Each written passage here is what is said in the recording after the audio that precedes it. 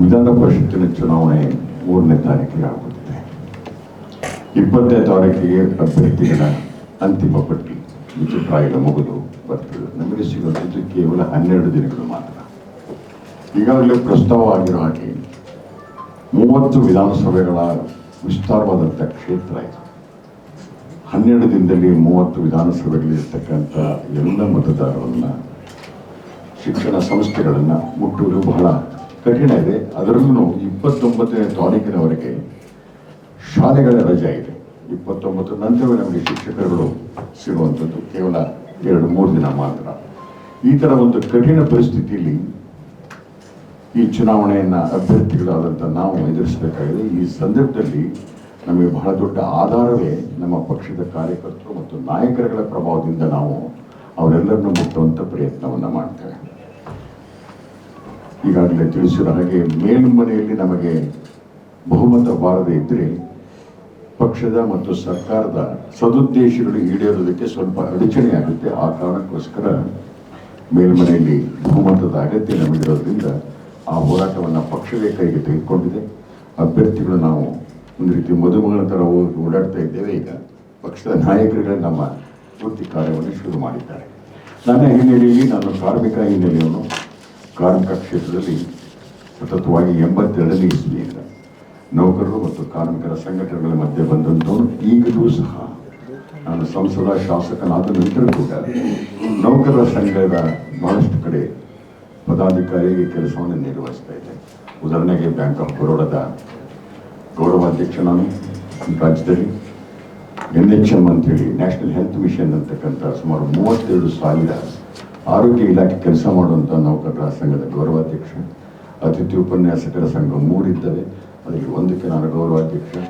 ಅಸಂಘಟಿತ ಕಾರ್ಮಿಕರ ಸಂಘಟನೆಯ ಗೌರವಾಧ್ಯಕ್ಷ, ಕಟ್ಟಡ ಕಾರ್ಮಿಕರ ಸಂಘಟನೆಯ ರಾಜ್ಯದ ಗೌರವಾಧ್ಯಕ್ಷ. ಈ ಥರ ನೇರವಾಗಿ ನಾನು ಶಾಸಕನು ಸಂಸದನು ಆದ ನಂತರ ಸಹ ಕಾರ್ಮಿಕರ ಮತ್ತು ನೌಕರರ ಮಧ್ಯೆ ಸಂಬಂಧವನ್ನು ಸತತವಾಗಿ ಇಟ್ಕೊಂಡು ಬಂದಿದ್ದೇನೆ. ಇದೆಲ್ಲದರ ಪರಿಣಾಮವಾಗಿ ವಿಧಾನ ಪರಿಷತ್ತಿನಲ್ಲಿದ್ದಾಗ NTS OTS ಬಹಳ ದೊಡ್ಡ ಸಮಸ್ಯೆ, ನಿವೃತ್ತಿ ವೇತನದ ಬಗ್ಗೆ ಬಹಳ ದೊಡ್ಡ ಆತಂಕ ನೌಕರ ಸಮೂಹದಲ್ಲಿದೆ.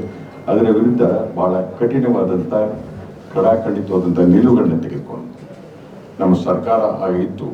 ಆ ಸರ್ಕಾರದ ವಿರುದ್ಧ ಹೋರಾಟವನ್ನು ಮಾಡಿದ್ದು ನೌಕರರ ಪರವಾಗಿ. ಅತಿಥಿ ಉಪನ್ಯಾಸಕರಿಗೆ ಕರೋನಾ ಅವಧಿಯಲ್ಲಿ ವೇತನ ಪಾವತಿಯಾಗಿರಲಿಲ್ಲ, ಬಹಳ ಕಠಿಣ ಪರಿಸ್ಥಿತಿಯನ್ನು ಅನುಭವಿಸ್ತಾ ಇದ್ರು. ಆ ಸಂದರ್ಭದಲ್ಲಿ ಕೆಲವು ಆತ್ಮಹತ್ಯೆಯನ್ನು ಮಾಡಿಕೊಂಡ್ರು.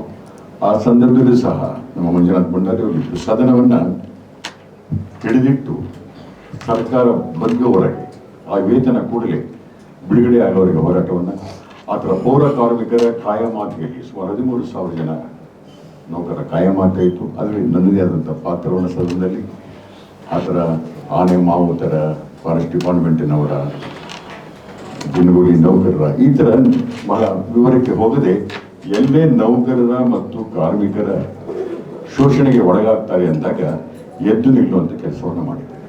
ವಿಶೇಷವಾಗಿ ಬೊಮ್ಮಾಯಿಯವರ ಕಾಲಘಟ್ಟದಲ್ಲಿ ಇದ್ದಕ್ಕಿದ್ದ ಹಾಗೆಯೇ ಯಾವುದೋ ಒಂದು ಐಫೋನ್ ಕಂಪನಿಯ ಪ್ರಭಾವಕ್ಕೆ ಒಳಗಾಗಿ ಈ ರಾಜ್ಯದಲ್ಲಿದ್ದಂಥ ಕಾರ್ಖಾನೆಗಳ ಕಾಯ್ದೆಗೆ, ಫ್ಯಾಕ್ಟ್ರೀಸ್ ಆ್ಯಕ್ಟಿಗೆ ತಿದ್ದುಪಡಿಯನ್ನು ತೆಗೆದುಕೊಂಡು ಬಂದರು. ಬಹಳ ತುರಾತುರಿಯಲ್ಲಿ ತೆಗೆದುಕೊಂಡು ಬಂದು ಮಂಡಿಸಿದಾಗ ಅದರಲ್ಲಿದ್ದಂಥ ಅಂಶ 8 ಗಂಟೆಯ ವರ್ಕಿಂಗ್ ಅವರ್ಸನ್ನು 12 ಗಂಟೆಗೆ ಏರಿಸಿದೆ. ಅದು ಎಲ್ಲೂ ಕೂಡ ಇಲ್ಲ, 12 ಅವರ್ಸ್ ವರ್ಕಿಂಗ್ ಅವರ್ಸ್ ಎಲ್ಲೂ ಇಲ್ಲ, 8 ಗಂಟೆ ಮಾತ್ರ ಇದೆ. 8 ಗಂಟೆ ಅಂತ ಕೆಲಸ ಮಾಡಿದರೆ ಅದು ಓವರ್ ಟೈಮ್ ಅಂತೇಳಿ ಕನ್ಸಿಡರ್ ಮಾಡಿ ಡಬಲ್ ದಿ ವೇಜಸ್ ಕೊಡ್ತಾ ಇದ್ರು. ಈಗ ಆ ಪರಿಸ್ಥಿತಿ ಇಲ್ಲದೆ ಅದನ್ನು ತಿದ್ದುಪಡಿಯನ್ನು ಮಾಡೋದು. ಕಾರ್ಮಿಕರ ವಿರೋಧಿಯಾದಂಥ ಈ ನಿಲುವುಗಳನ್ನು ವಿರೋಧಿಸಿದೆ ನಾನು.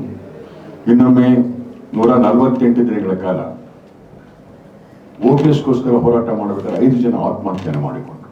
ಆ ಸಂದರ್ಭದಲ್ಲಿ ಸ್ವತಃ ಮುಖ್ಯಮಂತ್ರಿಗಳು ನಾನು ಎಷ್ಟೇ ಬೇಡಿಕೊಂಡ್ರು ಬೊಮ್ಮಾಯಿಯವರು ಒಂದು ಸ್ಥಳದ ಭೇಟಿಯನ್ನು ಕೊಡಲಿಲ್ಲ.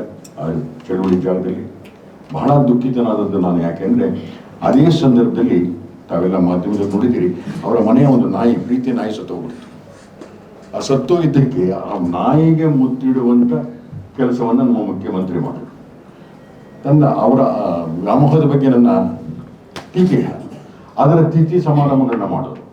ಆದರೆ ಅತ್ಯಂತ ಕಠಿಣವಾಗಿ ನೌಕರರು ಆತ್ಮಹತ್ಯೆ ಮಾಡಿಕೊಂಡಾಗ ಒಂದು ಸೌಜನ್ಯದ ಮಾತುಗಳನ್ನು ಕೂಡ ಬೊಮ್ಮಾಯಿಯವರು ಮಾತಾಡಲಿಲ್ಲ.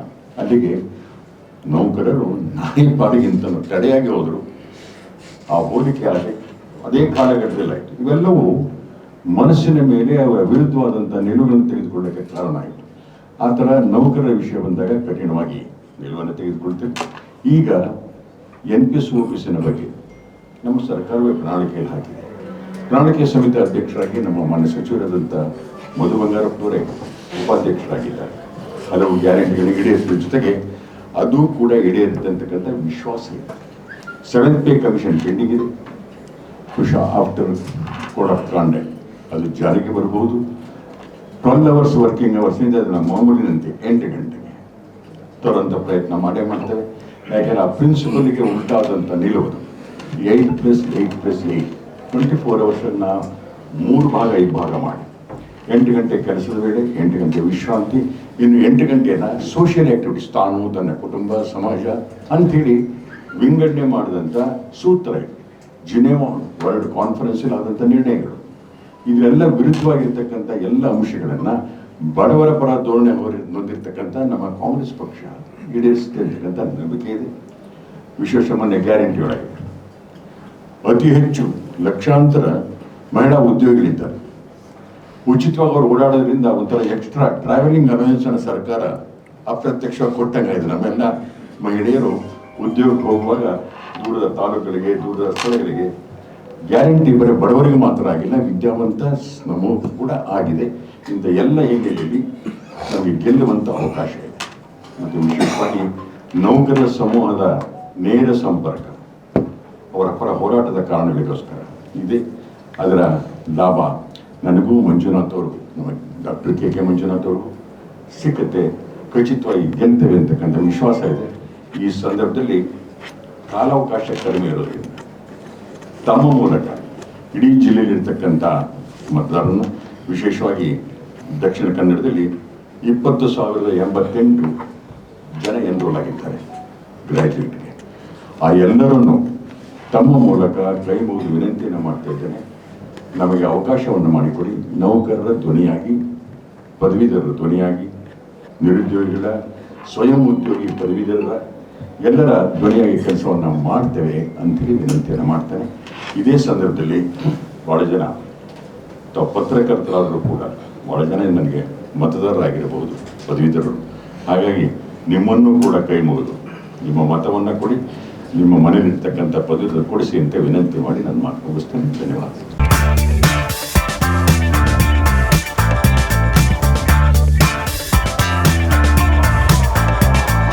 ಚೇತನಾಸ್ ಬ್ಯೂಟಿ ಲಾಂಜ್, ನಿಮ್ಮೊಳಗಿನ ಸೌಂದರ್ಯದ ಅನಾವರಣದ ತಾಣ. Aesthetic spa, makeup, hair styling, salon, ಹೀಗೆ ಎಲ್ಲ ಸೌಂದರ್ಯವರ್ಧಕ ಸೇವೆಗಳು ಒಂದೇ ಸೂರಿನಡಿ. ಚೇತನಾಸ್ ಎಜುಕೇಶನಲ್ ಫೌಂಡೇಶನ್ ಮೂಲಕ ವೈವಿಧ್ಯಮಯ ಬ್ಯೂಟಿ ಕೋರ್ಸ್ಗಳು. ಮೇಕಪ್ ಆರ್ಟಿಸ್ಟ್ ಆಗಬೇಕೆಂಬ ಕನಸಿರುವವರಿಗೆ ಅತ್ಯುತ್ತಮ ಅವಕಾಶ. 2 ದಿನಗಳಿಂದ ಆರಂಭಿಸಿ 6 ತಿಂಗಳವರೆಗಿನ ವೈವಿಧ್ಯಮಯ ಬ್ಯೂಟಿ, ಮೇಕಪ್ ಕೋರ್ಸ್ಗಳು. ಅಂತಾರಾಷ್ಟ್ರೀಯ ಮಟ್ಟದಲ್ಲಿ ಸೌಂದರ್ಯವರ್ಧಕ ತರಬೇತಿ ಪಡೆದಿರುವ ಚೇತನಾ ಎಸ್ ಅವರಿಂದ ನುರಿತ ತರಬೇತಿ.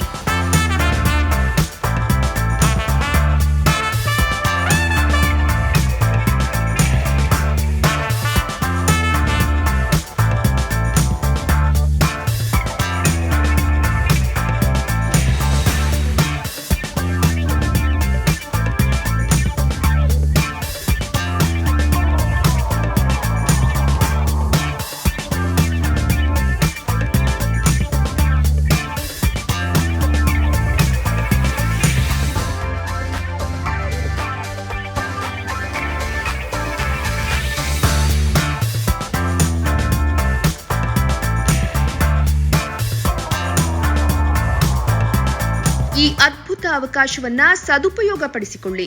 ಚೇತನಾಸ್ ಬ್ಯೂಟಿ ಲಾಂಜ್ 3ನೇ ಮಹಡಿ, Kankanadi gate building, Kankanadi bypass ರಸ್ತೆ, ಮಂಗಳೂರು 575002. ಮೊಬೈಲ್ ಸಂಖ್ಯೆ 9845292411, 9108583714, 8904173914.